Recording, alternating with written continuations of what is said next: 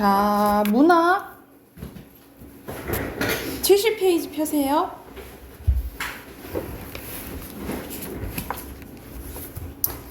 자, 우리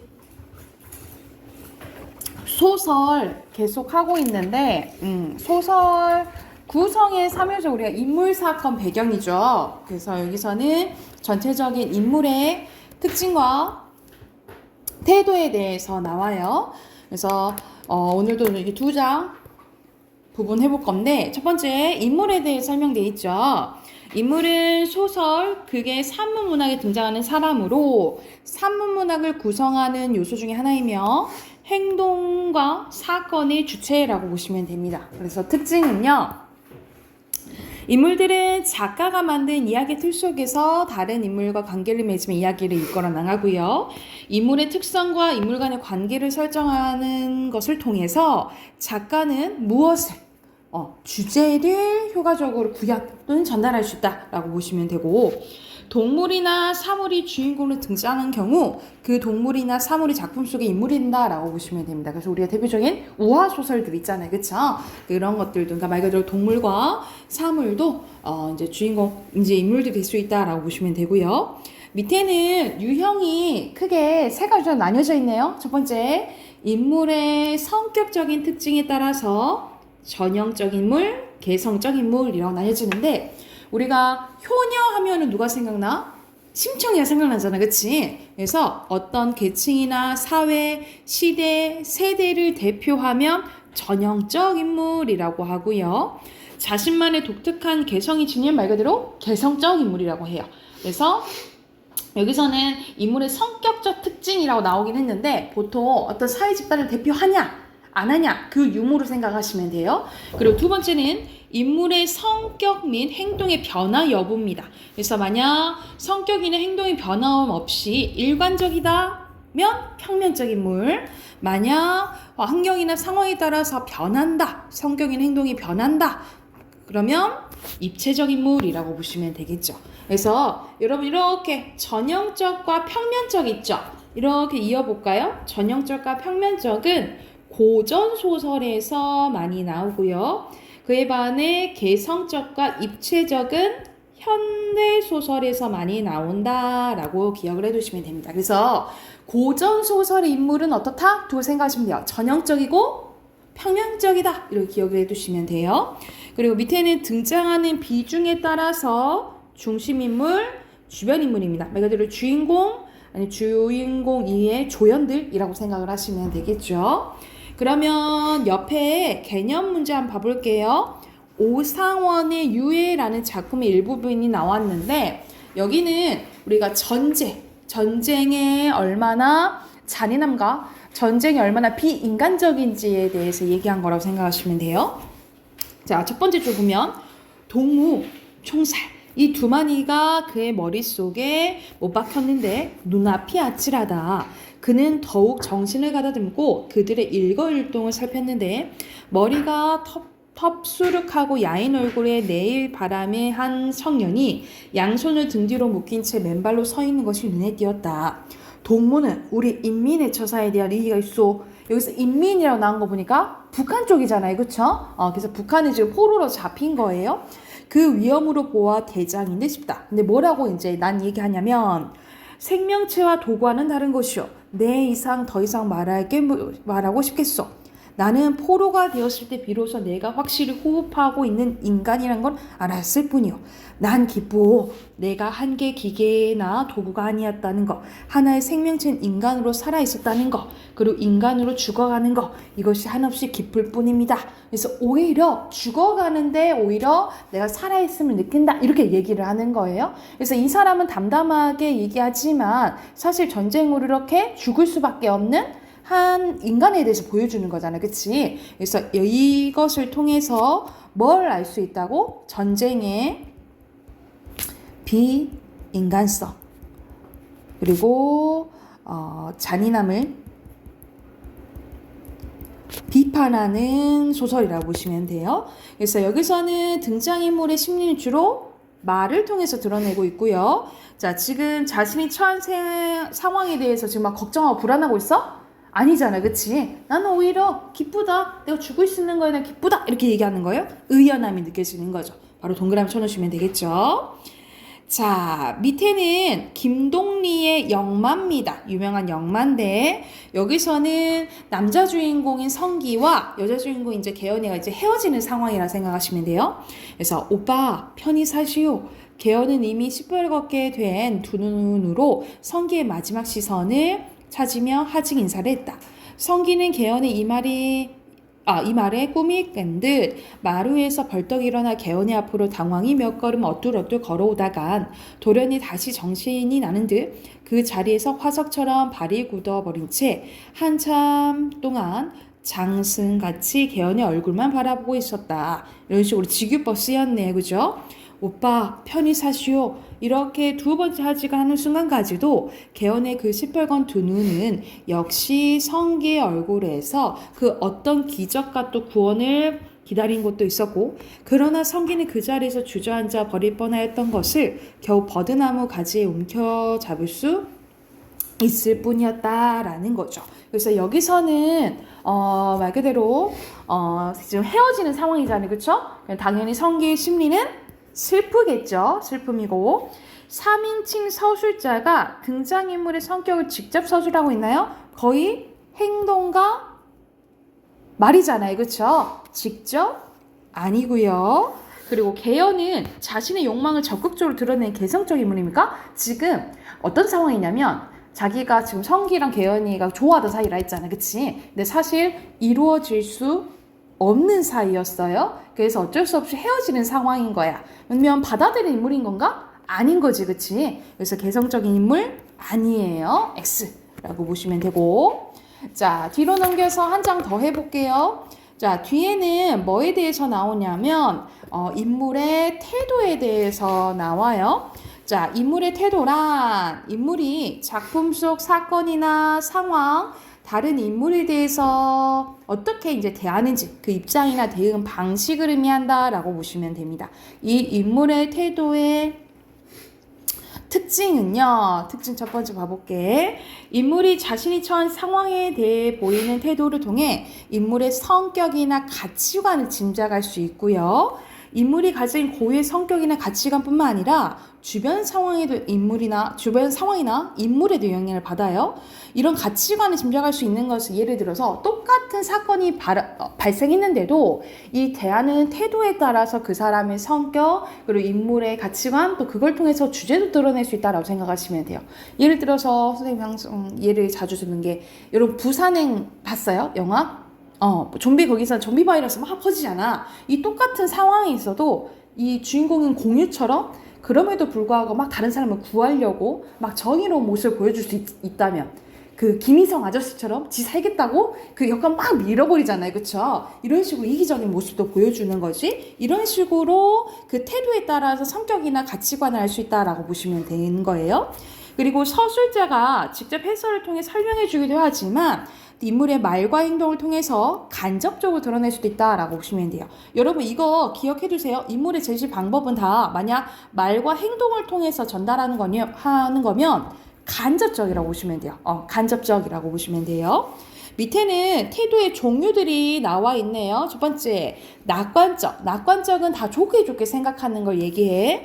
미래에 대한 긍정적인 전망이나 생각을 드러내는 거고요. 절망은 희망을 잊고 좌절하는 태도. 의지는 뭐뭐 해보겠다라는 거죠. 그리고 주관은 말 그대로 개인적인 생각이 드러나는 거. 객관은 반대죠. 상황이나 다른 인물에 대해서 그대로 받아들이는 태도라고 생각하시면 되고, 중립은 어느 한쪽에 치우치지 않는 공정한 태도. 자, 풍자는 여러분 풍자 알잖아요, 그치? 웃음 플러스 비꼬아서 비판하는 거지, 그치? 다른 인물이나 대상이 가진 비판적인 요소를 지적해서 비꼬는 태도를 의미하고요. 해학적은 말 그대로 웃음 유발하는 거. 긍정적인 것은 옳다고 생각하는 것, 부정적인 것은 반대겠죠? 그리고 호의적은 이거에 대해 좋게 생각하는 거라고 생각하시면 돼요. 호의적은 인물을 긍정적, 우호적 같은 말로 생각하면 돼. 우호적으로 바라보는 태도를 호의적 태도라고 하고, 비판적은 옳고 그름을 가리어 판단하여 밝히는 태도, 라고 나와 있는데 우리가 여러분 비판적 사고 이런 거 들어봤죠? 비판적 사고는 이거랑 정확해. 옳고 그름을 판단하는 걸 비판적 사고라고 해요. 근데 여기서는 비판적 태도라고 나왔잖아. 보통 비판적 태도는 이 대상에 대해서 조금 이건 옳지 않아. 조금 부정적으로 말할 때 비판적 태도라고 얘기를 한다라고 어감 조금 느낌 구별해 두시면 됩니다. 됐을까요? 그리고 밑에는 인물의 태도가 드러내는 방식인데 자, 첫 번째 인물의 말을 통해서 드러날 수도 있고요. 인물의 행동을 통해서 드러날 수도 있고요. 서술자의 목소리를 통해서도 드러날 수가 있어요. 자, 먼저 보면은 인물의 말입니다. 감정이 호소할 수도 있고 설득적으로 말할 수도 있고 우회적으로 돌려 말하는 거죠. 아니면 권위에 기대어 말하 이 누가 이렇게 얘기했어 뭐 이런 식으로 얘기할 수도 있다는 거죠.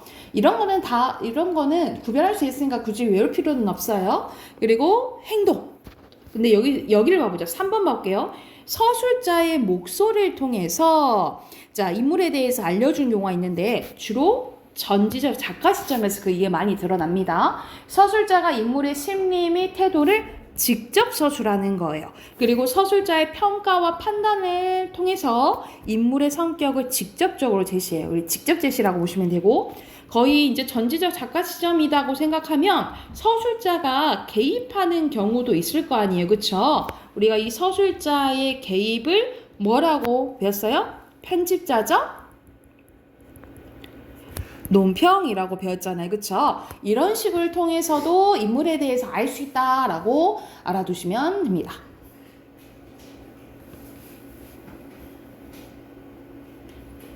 됐을까요? 자, 그러면 이것도 오른쪽 예시 한번 봐볼게요. 박태원의 천변풍경이라는 작품입니다. 자, 소녀는 밖으로 뛰어나왔는데 그리고 신기롭게 주위를 둘러보았다. 나는 그렇게 오고 싶어 맞이했던 서울의 기억하고 말았다. 이건 누구의 생각 지금? 소년의 지금 생각인 거야. 이 생각이 소년의 눈에 보이는 것, 귀에 들리는 것, 그 모든 것에 감격을 주었다.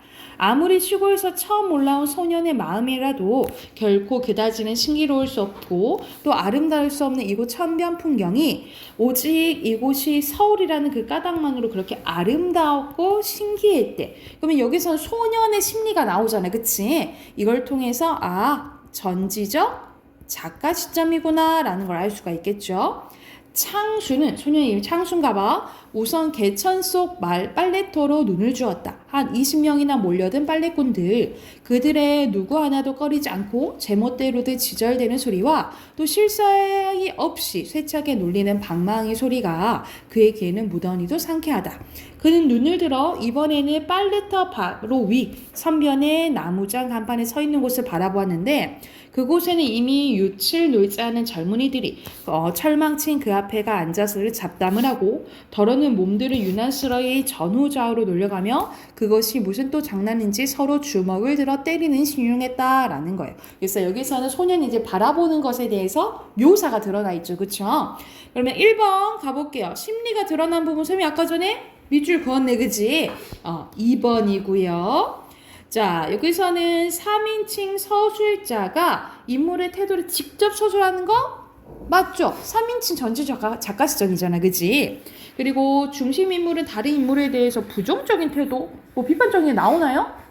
없죠? X예요. 자, 그리고 하나 더 해봅시다. 여기서는 옹고집전이 나오는데 고전 소설이에요. 이 여기선 옹고집은 이 옹고집이 주인공인데 얘는 조금 욕심이 많아. 그래서 이제 부잣집인데 막 다른 사람한테 박하게 굴고 주위 사람들한테 잘하지 못했어요. 근데 어느 날 자기랑 똑같은 사람이 나타나게 된 거야. 그래서 똑같이 생긴 사람이 자기가 진짜 옹고집이라고 이제 주장을 한 거예요. 그래서 결국 가짜랑 진짜랑 이제 사또 나리 앞에 가지고 이제 판결을 받으러 가요. 근데 결국 가짜가 진짜라는 판결을 받게 돼요. 그 이후의 이야기라 생각하시면 돼요. 그래서 집 옹고죠.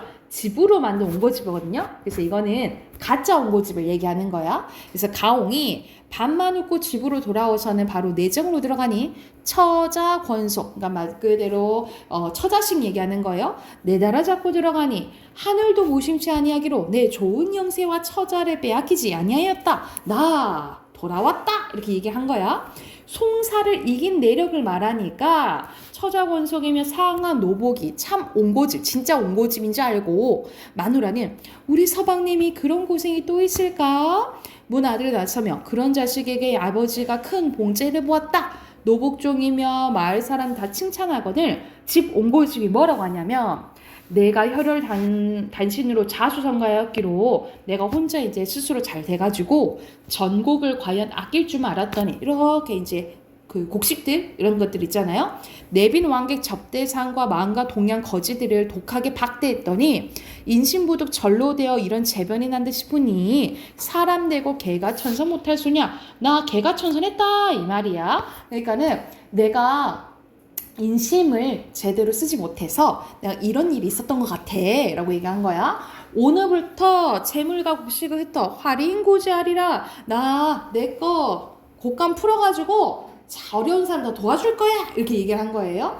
그래서 전곡을 흩어 사방에 구차한 사람들을 구제한단 말이 낭자하니 팔도 거지들과 각절 유거승 등이 구름 모이들 모여드니 백냥 돈 천냥 돈을 흩어주니 옹고집이 인심 좋단 말이 낭자하더라 라는 내용이에요.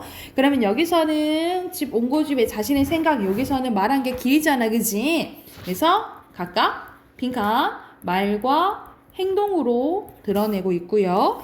집 옹고집에 대한 종들의 태도는 엄청 좋아했다 했잖아 그치? 그래서 긍정적이다 라고 쓰시면 됩니다. 됐을까요? 그러면 문학은 여기까지 하고 독서 꺼낼게요. 독서는 78쪽입니다.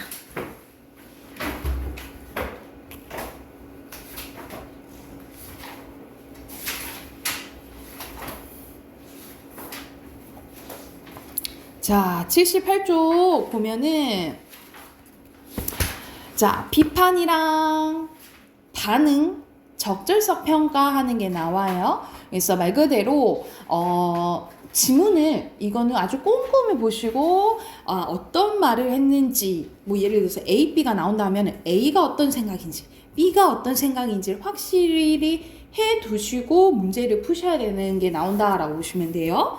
자, 먼저 1번 비판 반응의 대상에 대한 정보 이해와 적절성 평가입니다. 1번 보면요. 특정 대상에 대한 비판이나 반응의 적절성을 지문과 보기에 제시된 정보를 기준으로 판단할 수 있는 문제 유형이 나오는데 비판이나 반응은 기본적으로 제시된 정보를 완벽히 이해했다 라는 전제하에 나와요. 그러니까 말 그대로 지문을 꼼꼼히 봐야 된다라는 거야. 비판이나 반응이 이루어진 대상에 동그라미 표시하고 비판이나 반응의 기준이 되는 대상에 네모 표시를 해서 관련 정보를 나름대로 정리한다는 거죠. 그리고 비판이나 반응의 기준이 되는 대상에 대한 설명이 만약 보기로 제시될 경우 이 보기에 대한 내용도 함께 정리해야 된다는 거야. 비판이나 반응이 이루어진 대상에 대한 정보를 바탕으로 비판 반응의 결과인 선택지 내용의 적절성을 판단합니다. 그러니까는 만약 보기까지 어떤 내용이 추가적으로 나온다면 본문 지문, 보기 그리고 선택지까지 꼼꼼히 보고 바로바로 내용 확인해야 된다라는 설명이에요. 그러면 이건 예시 한번 바로 봐볼게. 자, 먼저 고전주의 범죄학에 대해서 나와요. 고전주의 범죄학은 법정 규정 없이 시행됐던 지배 세력의 불합리한 형벌 제도를 비판하며 18세기 중반에 등장했는데요. 고전주의 범죄학에서는 범죄를 포함한 인간의 모든 행위는 자유의지에 입각한 합리적인 판단이 이루어지므로 범죄의 비례에 형벌을 부과할 경우 개인의 합리적인 선택에 의해 범죄가 억제될 수 있다라고 본 거야. 그러니까는 뭐 나쁜 짓을 많이 더 심한 짓을 할수록 만약 벌도 심하면 사람들이 안 하겠지 이렇게 생각했다라는 거예요. 고전주의 범죄학의 대표적인 사람이 베카리아인데 베카리아는 형벌을 법으로 규정해야 되고 그 법은 누구나 이해할 수 있도록 문서로 만들어야 한다고 강조를 했습니다. 또한 형벌의 목적은 사회 구성에 대한 범죄 예방의 행위에 대한 예방이며 따라서 범죄를 저지를 경우 누구나 법에 의해서 확실히 처벌을 받을 것이란 두려움이 범죄를 억제할 것이라고 확신했다는 거예요.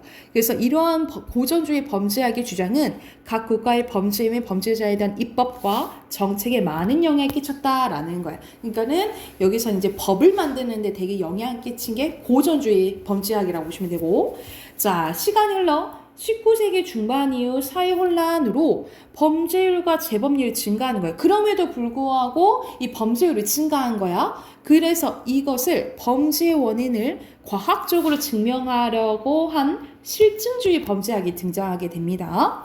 그러면 딱 생각해야겠지. 아, 이 고전주의랑 실증주의랑 차이가 있겠구나. 그 차이점을 분명하게 보시면서 질문 봐야겠죠. 실증주의 범죄학은 고전주의 범죄학의 비과학성을 비판한 거야. 과학적이지 않다라고 본 거죠.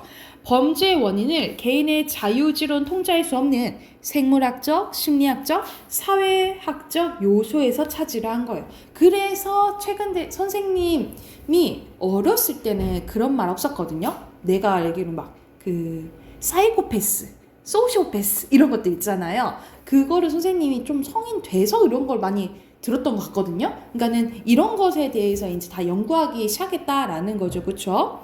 이 분야의 창시자인 로움브로소는 범죄 억제를 하기 위해서는 범죄자들의 개별적인 범죄 기질을 노출하고 그 기질에 따른 교정이나 교화 또는 치료를 실시해야 된다라고 얘기했다는 거죠. 그러니까는 그 기질에 따라서 맞게끔 뭔가 교화가 들어가야 된다라고 본 거야.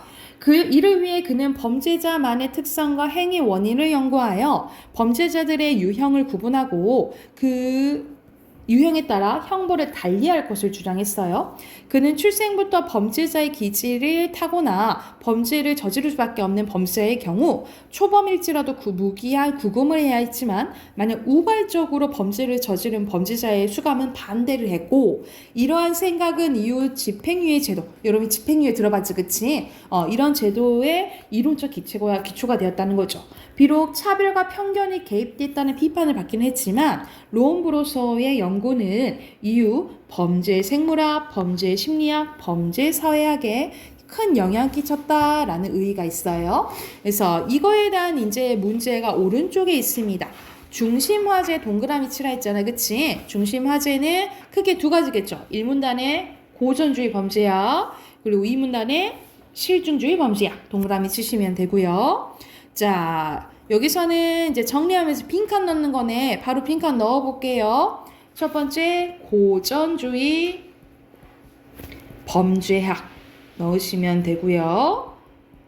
옆에 자유, 의지, 그리고 범죄, 그리고 형벌은 뭐로 규정해야 된다고? 법으로 규정해야겠죠, 그쵸? 그리고 누구나 이해할 수 있는 뭐로 만들어놔야 된다 했어? 문서로 만들어놔야 된다 했어. 그래서 형벌의 목적은 범죄 행위의 예방이라고 했어요. 그에 반해 밑에는 실증주의겠죠. 실증주의 범죄학 쓰시면 되고 고전주의 범죄학의 비과학성을 비판했다라고 했죠. 그리고 범죄의 원인을 개인의 자유의지를 통제할 수 없는 외적인 것들에서 찾은 거예요. 그리고 로움브로소는 범죄 억제를 위해서는 범죄자의 개별적 범죄 기질, 빈칸 기질이요. 기질에 따른 교정이나 교화, 치료를 실시해야 하며 범죄자들의 범죄 유형에 따라 형벌을 달리해야 된다라고 주장을 했죠. 여기가 됐을까요? 자, 그럼 밑에 4번이 여기서 나오는 이제 비판, 적절성 평가라고 생각하시면 돼요. 니은은 실증주의잖아. 실증주의 입장에서 기억에 보일 수 있는 비판, 반응이에요. 그러면은 뭐 고르면 되는 거야?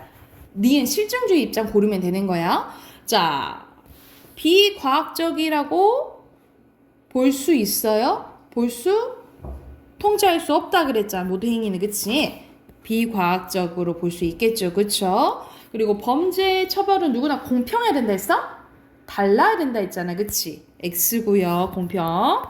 그리고 범죄의 원인은 자유의지로 통제 불가능한 요소가 있다 그랬지. 그치? 그래서 범죄를 저질렀을 때 처벌을 받을 것이라는 두려움은 범죄를 억제하지 못할 것이라고 보겠죠. 이해됐을까요? 이런 식으로 어느 한 입장을 확실히 봐야지 다른 것에 대해서 적용을 할 수 있어요. 그래서 뒤에 보면은 그 해당하는 문제들 쭉 있거든요. 그래서 문제 풀고 답 확인해 볼게. 80쪽부터 83쪽까지 문제 바로 풀어보세요.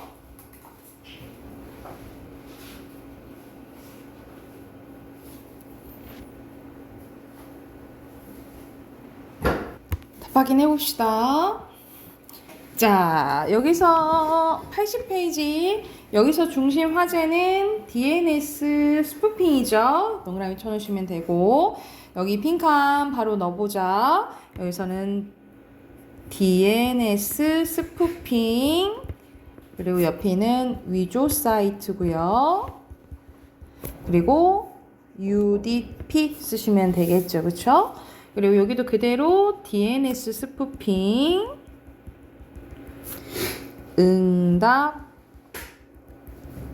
패킷, 그리고 네임 서버 넣으시면 됩니다.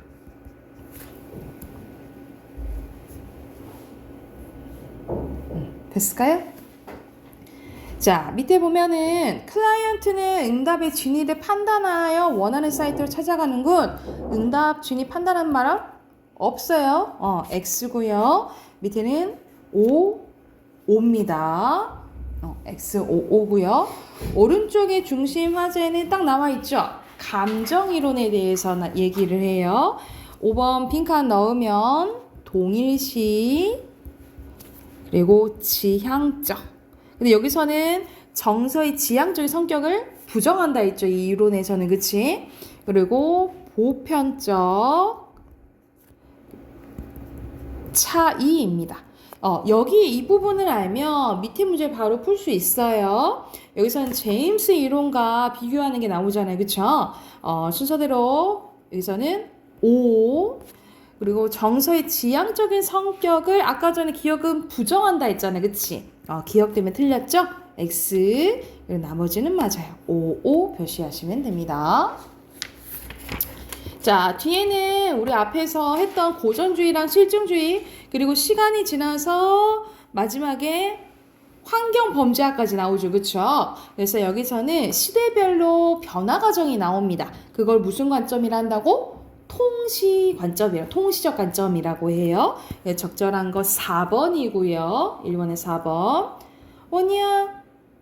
일어나. 그리고 2번에 기억과 니은으로 적절하지 않은 거, 기억이 고전이고 니은 실증이잖아요. 그치? 여기서 알맞지 않은 것은 3번이겠죠? 그래서 기억은 니은과 달리 범죄 원인보다는 어디에? 범죄 처벌에 초점을 둔다 했죠. 그쵸? 오히려.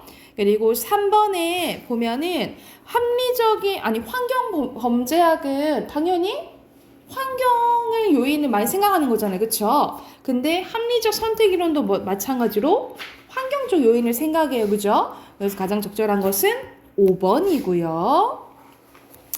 그리고 그 A 부분 보면 5가지가 나오죠. 자연적 감시의 원리, 접근 통제의 원리, 영역성의 원리, 활동의 활성화 원리, 그리고 유지및 관리의 원리 이렇게 나오는데 사실 CCTV가 영역성의 원리는 뭐라고 나와 있어요? 영역성의 원리는 말 그대로 안과 밖이라는 공간의 영역을 조성하는 거예요. 그치? 그건 CCTV와는 조금 멀죠. 그쵸? 답 아닌 거 5번입니다. 됐을까요? 이런 식으로 앞에 여기서는 이제 전체적인 조금 이제 지문을 더 꼼꼼히 봐야 되는 이제 문제들이 좀 나왔다라고 보시면 돼요.